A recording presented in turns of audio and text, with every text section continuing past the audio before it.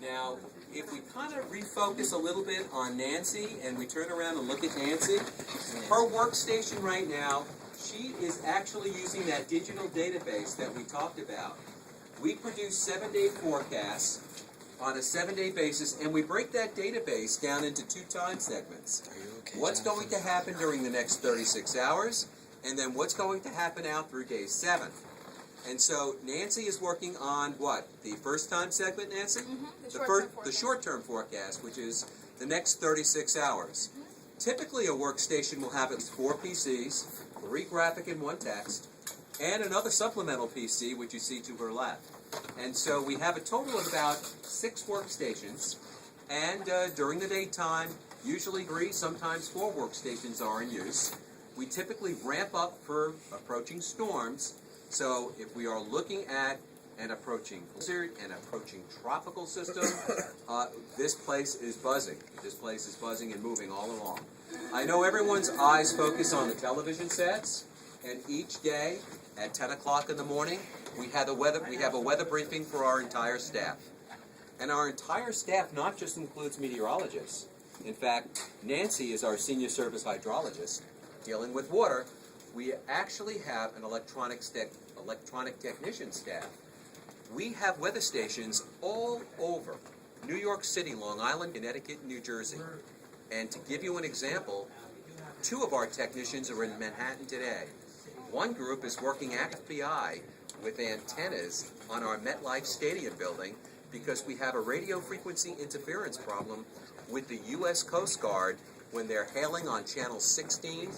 That is their international marine distress signal. And when the 2 radio frequencies interfere, it actually performs search and rescue out over the waters. So we're actually working with the FBI in Manhattan today, our electronic technicians, and the other technician is actually in Central Park at Belvedere Castle.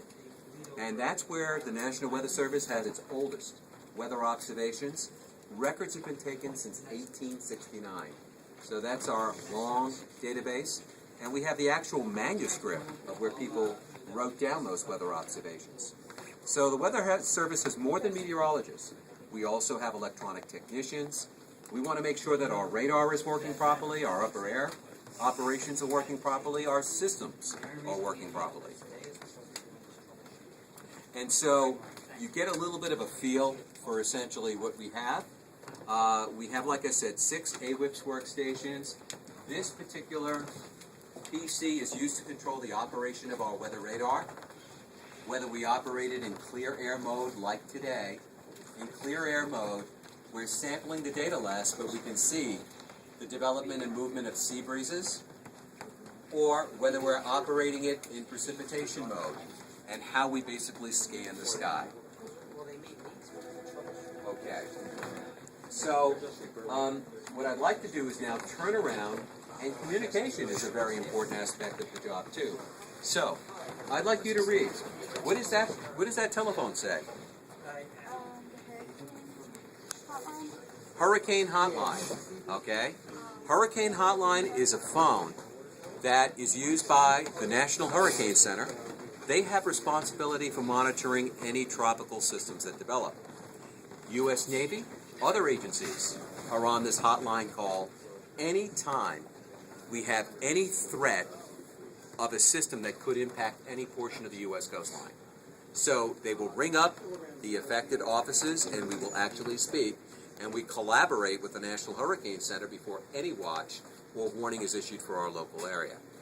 We also have phones in here that are directly connected with the state police in Albany for the state of New York, New Jersey, and Connecticut.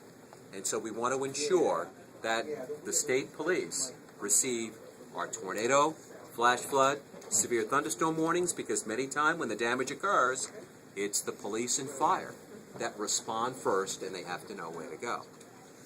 Okay?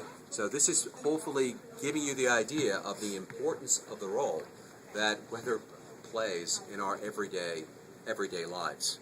Okay? I'm now going to go over behind there, and if I can make my way through.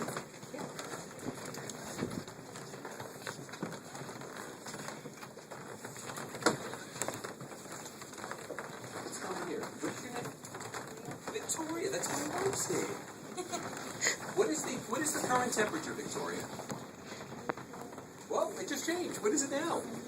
75.0. That's the current temperature, 75 degrees. And if I press the button in, that'll tell me how warm it's gotten. How warm did it rise to? 75.4. And what about this morning's low? Look at that. 60.7 degrees. That's outside, not inside, right? That is outside, the outside temperature. Remember I was showing you the thermistor? Okay. If we come over here, for example, this shows us the atmospheric pressure. The atmospheric pressure is 1,016.5 millibars, or 1,019.67. Okay. Now, this display over here is basically showing us the minute-by-minute updates from Central Park in New York City. So right now, the temperature is actually 76 degrees. Our dew point is 46 degrees. Very dry air, even in Midtown Manhattan. And the weather observation there is sent out every hour and picked up by the broadcast media, television and radio stations. Radio stations like News Radio 88, WINS 1010 News, and it's rebroadcast so that when you watch the weather broadcasts, whether it's the 5 to 6 p.m., the 11 p.m. newscasts, they always include the weather observations at Central Park in New York City. Here on the island, we actually have climate data for Islip MacArthur Airport as well. The two PCs that I have behind me right here are used actually to produce our 24-hour voice broadcasts over NOAA Weather Radio. So we actually take our text forecast and translate them so that they are actually 24-hour voice broadcasts, which we then activate for flash flood, severe thunderstorm, and tornado watches and warnings. Okay. Any questions? Okay. I think what we can do now is we can kind of turn around and we can head back out.